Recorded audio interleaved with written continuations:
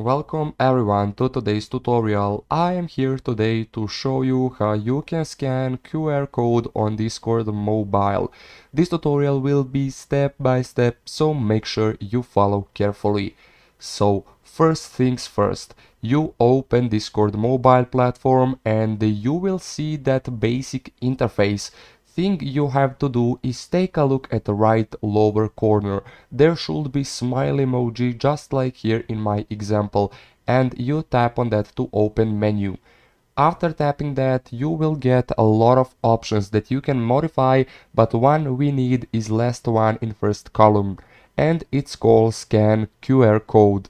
Clicking that, you will be asked, do you want to give camera access to Discord mobile, and you of course tap allow. Now you have ability to scan QR codes. Also, each QR code is different and may contain unique thing.